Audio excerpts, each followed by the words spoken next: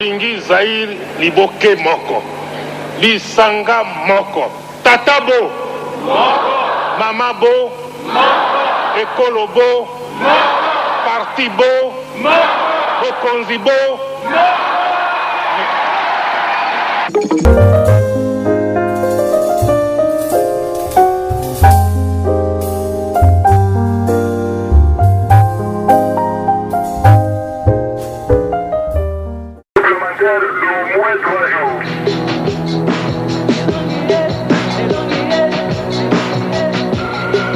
La forêt équatoriale africaine est la deuxième du monde après l'Amazonie. En plein cœur, un pays grand comme 4 fois la France, le Zaïre, ex-Congo belge. Le Zaïre, c'est aussi le nom d'un fleuve, qu'on appelait autrefois le Congo. Ici, la forêt est encore difficile d'accès, donc préservée.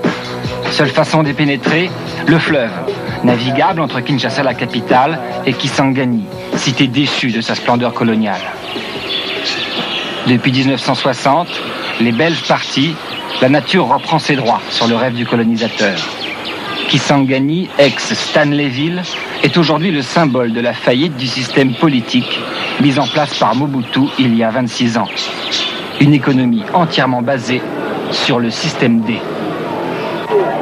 Une des seules structures qui fonctionne encore, tant bien que mal, c'est la société Onatra qui régit notre bateau, le colonel Kokolo. Il doit partir pour son voyage de retour sur Kinshasa. La croisière commence mal. L'embarquement va prendre 4 jours de plus que prévu. Chacun s'installe là où il trouve de la place. La plupart des commerçants font l'aller et le retour. Le bateau est leur maison. Ils attendent.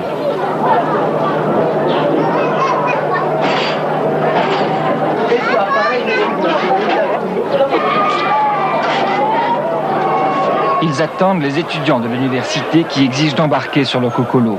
Leurs professeurs sont en grève, comme partout dans le pays. Les étudiants veulent rentrer chez eux, à Kinshasa ou ailleurs. Sinon, ils menacent de mettre la ville à sac. Le gouverneur de la région cède au bout d'une semaine. 1500 étudiants sont autorisés à embarquer gratuitement.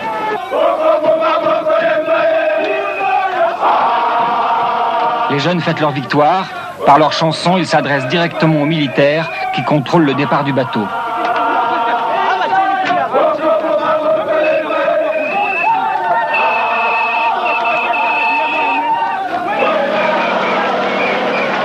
À 11h du matin, nous partons enfin, avec l'un des plus gros convois de l'histoire de la compagnie fluviale Onatra. 2500 commerçants et passagers, 1500 étudiants, quelques centaines de clandestins, une douzaine de touristes occidentaux. 4000 habitants sur un bateau prévu pour moins de 1000 passagers. Tous vont devoir vivre ensemble avec moins d'1 mètre carré par personne, 2 semaines.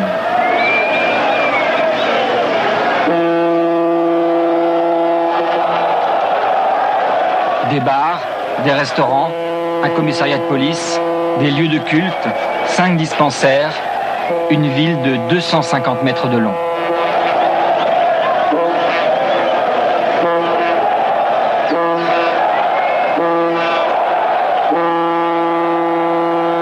Les militaires ne répondront pas à la provocation des étudiants, comme ils l'ont fait à Lubumbashi il y a 2 ans.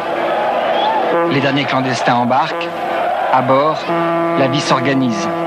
Nous plongeons dans l'Afrique d'aujourd'hui.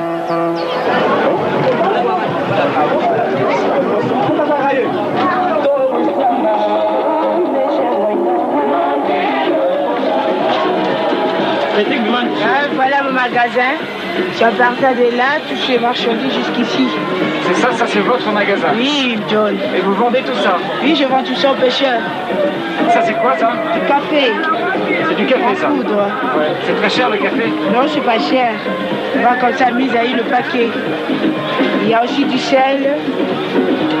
Il y a je fais des bandes cassées pour la distraction. Il y a des babouches. Il y a de savon.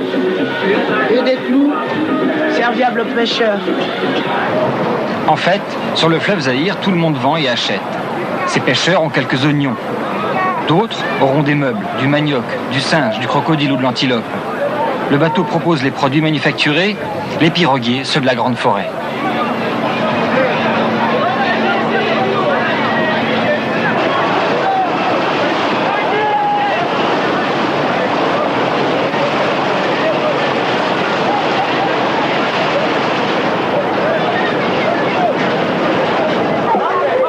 Les places sont chères. Les plus prisées sont celles près du bateau, près des commerçants. Quelquefois, il faut se battre.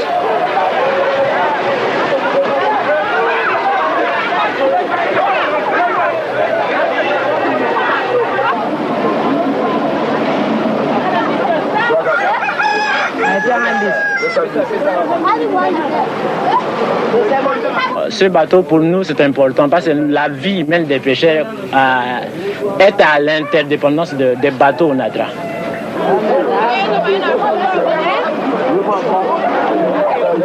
Le bateau est le plus grand marché d'échange du Zaïre. Il représente 25% de l'alimentation de Kinshasa, ouvert 24 heures sur 24. Je reste ici tout le jour. Et la nuit aussi? Je dors ici. Et vous n'avez pas une cabine? J'ai une cabine, mais maintenant c'est plein. Vous gagnez beaucoup d'argent? Oui. Combien? On gagne Combien par mois? par mois. Pour un aller-retour? Non, je ne dis pas ça. Ça, c'est le secret commercial. Enfin, en tout cas, c'est pas mal. C'est bien. Le Kokolo est la seule boîte de nuit ouverte dans la forêt équatoriale. Ici, en 3e classe, on dort comme on peut. Comme partout au Zaïre, la notion de tapage nocturne n'existe pas. En 3e classe, le voyage coûte 1 200 000 Zaïre, environ 350 francs, nourriture comprise, que l'on ait une cabine ou pas. Les secondes sont au 1er étage.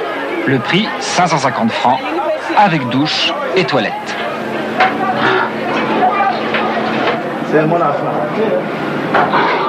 Voici pour les 6 barges situées à l'avant du convoi.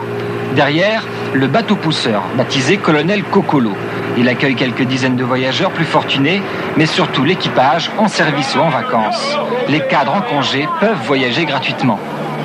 Il faut venir voyager, se reposer comme ça. On mange et on lit.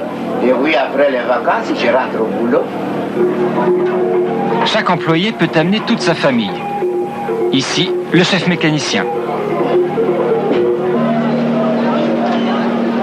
À l'étage, les premières simples, avec moustiquaire.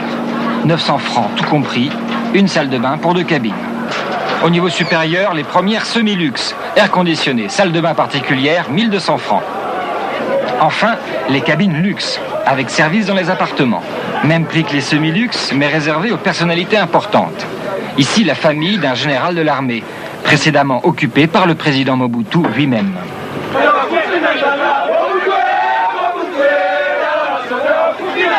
Dès le 2e jour, les étudiants se manifestent.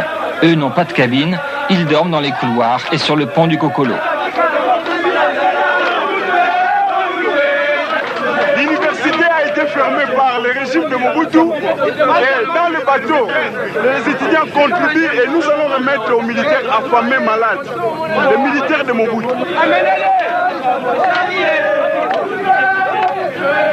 Un militaire.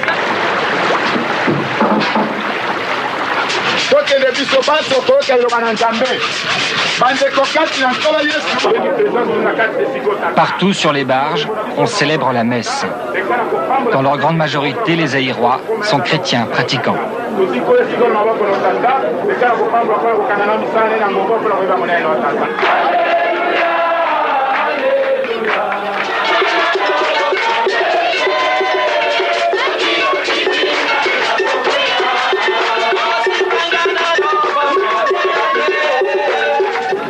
Ailleurs, contrôle des billets.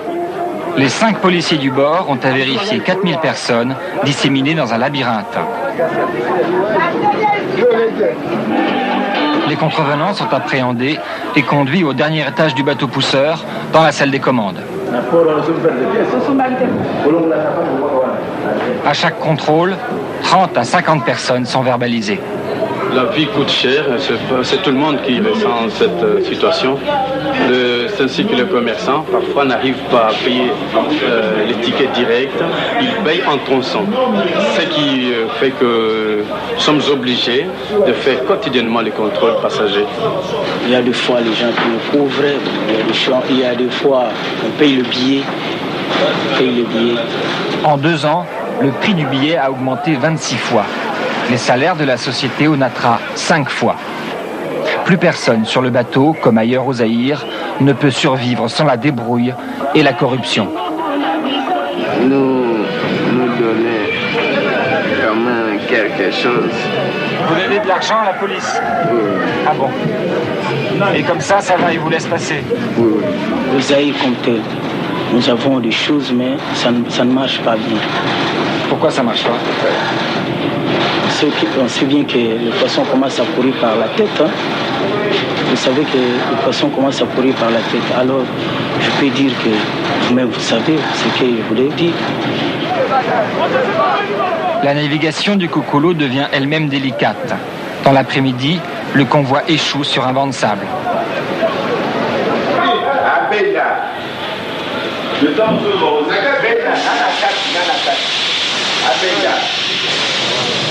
Première chose, désolidariser le pousseur du reste du convoi.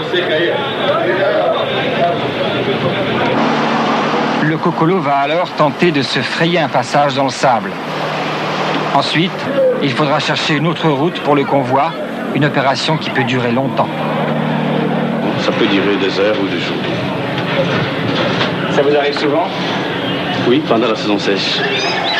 Mauvaise nouvelle. En fin d'après-midi, le pousseur s'est à nouveau ensablé. Sur les barges, privées d'électricité, c'est l'inquiétude. Nous sommes très inquiets, très inquiets. Notre souhait, c'est de voir le bateau se dégager. Et sinon, ça peut être dangereux, vous pensez? Dangereux, très dangereux, parce que ça entraîne beaucoup de difficultés, de maladies, l'épuisement de vivres, des réserves. Alors, vous voyez... Les maladies, qu'est-ce qu'il y a comme maladie? Qu'est-ce qu'il peut y avoir comme maladie? En général, nous, ici, c'est la choléra. Le choléra? La nourriture ne manque pas sur les barges, mais la surpopulation d'humains et d'animaux crée les conditions d'une épidémie lorsque l'eau est stagnante autour du bateau. Lors d'arrêt sans voyage, 15 personnes sont mortes du choléra.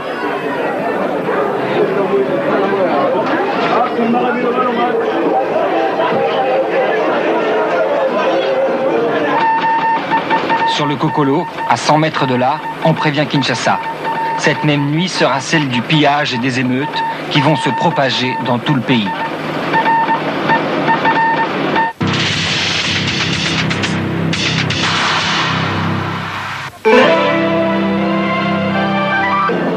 Pendant la nuit, les barges ont légèrement dérivé. Il devient possible de les tirer hors du banc de sable.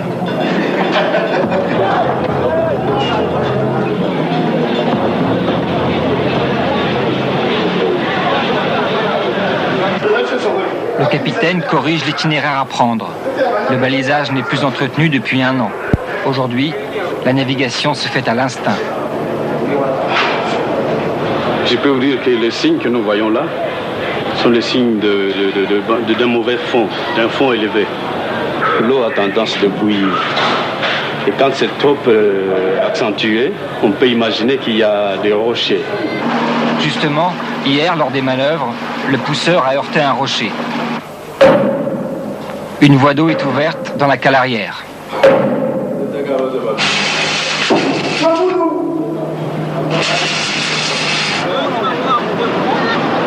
Quatrième jour de voyage, 450 km parcourus, arrivé à Bumba, centre agricole important. Les étudiants sont furieux. Une barge supplémentaire leur était destinée, mais elle est occupée.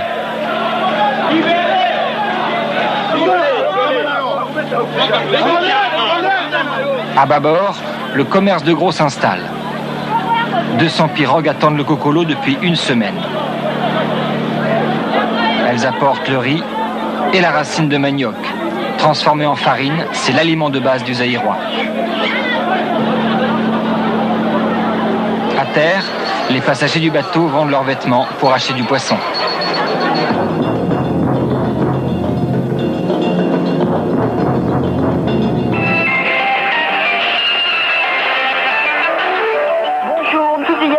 à Kinshasa, capitale du Zaïre. Se sont étendus à plusieurs quartiers commerçants de la capitale, à l'initiative, semble-t-il, de militaires mécontents du non-paiement de leurs soldes. Des villas de ressortissants belges ont également été attaquées. L'espace aérien du Zaïre est resté fermé. Coup d'État au Zaïre. Coup d'État au Zaïre. Le lendemain matin, nous sommes personnellement pris à partie. Dans la nuit, les étudiants ont entendu sur Radio Congo que les militaires français avaient empêché la chute de Mobutu, qu'ils condamnent dans leur grande majorité. Pour eux, nous sommes des représentants de la France. Nous nous disons que ce sont les Français, spécialement les Français, qui soutiennent les régimes dictatoriaux africains. Si le gouvernement français continue dans ce sens, nous allons développer un sentiment et une attitude d'antipathie qui sera irréversible. 3 autres Français sont à bord. Eux aussi doivent s'expliquer. Il nous faudra de nombreuses heures de discussion avec des centaines de passagers pour parvenir à continuer notre travail. Les routards du bord ne sont pas inquiétés, ils sont australiens, néo-zélandais, allemands ou américains. Et puis, au fil des jours, l'ambassadeur de France s'éloignera plus nettement du président zaïrois. De son côté, Bernard Kouchner sommera Mobutu de rapatrier ses avoirs de l'étranger, l'équivalent de la dette du pays. Sur la colline, justement, la maison de vacances du maréchal Mobutu. Grâce à elle, l'Issala bénéficie d'électricité toute l'année. Le bateau se charge de la production locale. Charbon de bois, meubles et le terrible alcool de palme, le Lotoko.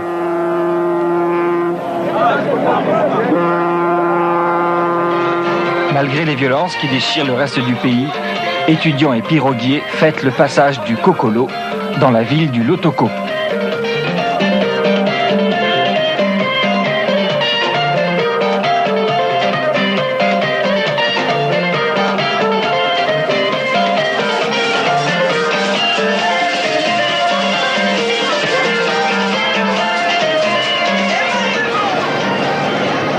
Pendant plusieurs jours, nous allons traverser la région la plus sauvage de la forêt. Ce matin, nous rencontrons un Belge. Fils de colon, il habite depuis 21 ans au fin fond de la forêt zaïroise. Avec sa femme et son fils, il est monté sur le bateau à l'Issala. Il a fui son village, sa plantation de café et ses 500 employés. Ma propre belle famille m'a conseillé de prendre ma femme et mon fils cette fois-ci et de descendre sur Kinshasa pour être un peu perdu. Lors de problèmes qui se sont passés en 1964, la plupart des expatriés qui étaient dans la région ont été, tués et mangés. Ce sont des pratiques qui existent encore? Je ne peux pas vous garantir qu'elles existent tous les jours, mais une fois qu'un peuple est déchaîné, il retourne à ses instincts. Sur le bateau, tout est tranquille. La loi est celle du commerce, et la région que nous traversons la plus riche. C'est ici que les piroguiers vont apporter le gros des vivres destinés à Kinshasa. En quelques jours, le Kokolo pourra être rebaptisé Arche de Noé.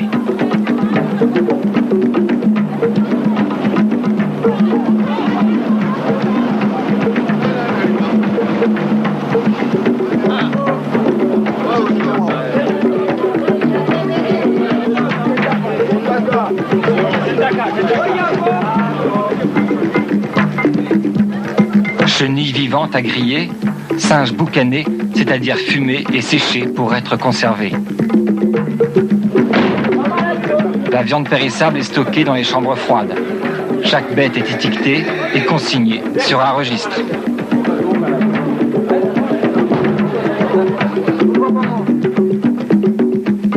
Et puis, il y a les animaux de compagnie, comme les perroquets et les singes destinés à la vente aux Occidentaux. Un commerce illicite. Le chimpanzé est une espèce menacée. Et pour capturer un bébé, il faut chaque fois abattre toute la famille, de 10 à 15 individus. Vous avez un client pour ce singe? Oui, justement, j'avais un client à Kinshasa, un ambassadeur américain. C'est ça, c'est mon client. Et il vous a dit, allez me chercher ça? Justement. Et vous l'avez acheté combien? J'ai acheté à 150 000. 150 000, ce qui fait à peu près 50 francs français. Et vous allez le vendre combien? Bon, moi, je ne sais pas. On peut discuter les... Ça peut aller jusqu'à combien un petit chimpanzé comme ça? À peu près 5 millions. Nous avons compté 10 chimpanzés sur le bateau. Environ 150 bêtes auront été tuées pour leur capture. Réservoir de toutes les richesses du fleuve, la région est aussi le pays de la mouche tsetse. Nous apprenons avec joie qu'elles ne sont mortelles qu'après plusieurs piqûres.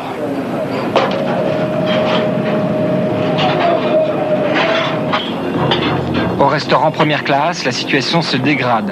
Les portions sont de plus en plus réduites, sauf le jour où nous décidons de filmer. Après une semaine de voyage, le boulanger n'aura plus de farine pour faire son pain. Ensuite manqueront le sucre, l'huile, la viande et les pommes de terre. Nous décidons alors d'acheter un crocodile. Le crocodile se tue juste avant la cuisson.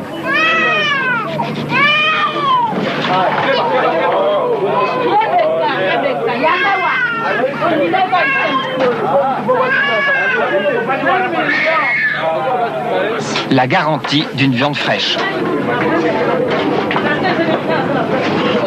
J'ai mangé du crocodile, j'ai mangé du singe avec eux, j'ai mangé les tortues de brousse, toutes les nourritures que je ne connaissais pas, j'ai voulu les goûter, même les chenilles, ça j'en ai pas repris 2 fois, c'est un goût un petit peu spécial, ça a du mal à passer pour nos goûts occidentaux.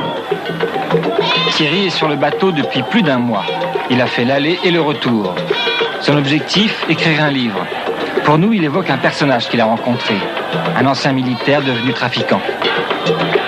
C'est un peu un aventurier, un peu dans son genre. Il allait acheter des munitions au Congo, il allait les revendre aux chasseurs dans la forêt, et acheter les saphirs aussi avec l'argent qu'il récoltait, parce qu'ici il ne faut pas garder la monnaie locale, elle perd la valeur de moitié tous les mois.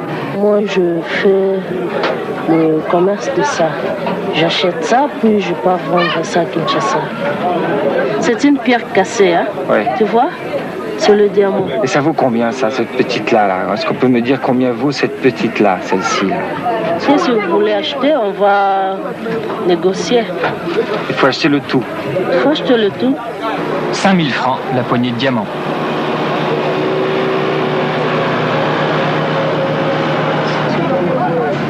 Mbandaka, dernière étape. Très attendu pour le ravitaillement, plusieurs centaines de militaires nous interdisent de débarquer. Bon, on voudrait tout simplement les intimider pour leur faire voir que la démocratie est déjà là, c'est nous qui l'avions cherchée, et qu'ils ont refusé, c'est que la démocratie entre dans notre pays, elle est déjà là.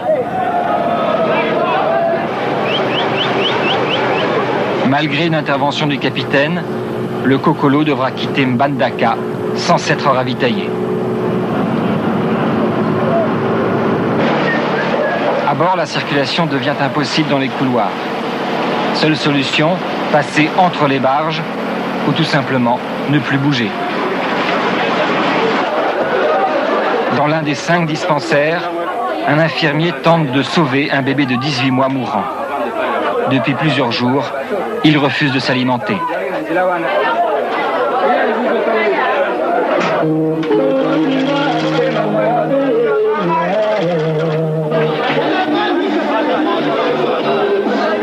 Un enfant meurt, d'autres poursuivent leur travail. Les étudiants prennent en flagrant délit un voleur de chemise. La police du bord intervient, le voleur ne sera pas lynché. Malgré la noyade d'un militaire, le capitaine décidera de continuer la navigation nuit et jour, faute de vivres pour les passagers. Et puis, à 70 km de l'arrivée, nous croisons le général Mobutu lui-même sur son bateau. Il nous adresse des signes de victoire. Les étudiants lui rétorquent le V, le signe de ralliement de l'opposition au régime. Dans la suite de Mobutu, la fille du général termine son repas. Je ne sors presque pas dehors. Vous ne sortez pas? Non, je préfère rester. Pourquoi? Parce qu'au début, il y avait des étudiants qui faisaient un peu trop de bruit. Moi, je n'aime pas le bruit, c'est pour ça que je préfère rester ici. Et vous avez gardé un bon souvenir de cette croisière? Oui, j'ai fait plein de photos partout dans le bateau. 1730 km parcourus, 14 jours de navigation, Kinshasa, enfin. Nous arrivons dans une ville dévastée par les émeutes. Les prix ont triplé en 10 jours et la nourriture manque. Voici le Cocolo comme une provocation, plein à craquer des produits de la forêt. Mais l'émeute redoutée n'aura pas lieu. Les Zaïrois respectent le fleuve Zaïre, symbole de leur pays. En l'espace d'un mois, Belges et Français, civils et militaires, auront évacué le pays. 90% des entreprises fermeront leurs portes. Un pouvoir chancelant, une opposition divisée, le Zaïre, potentiellement un des plus riches pays d'Afrique, est sur le point de sombrer corps et âme.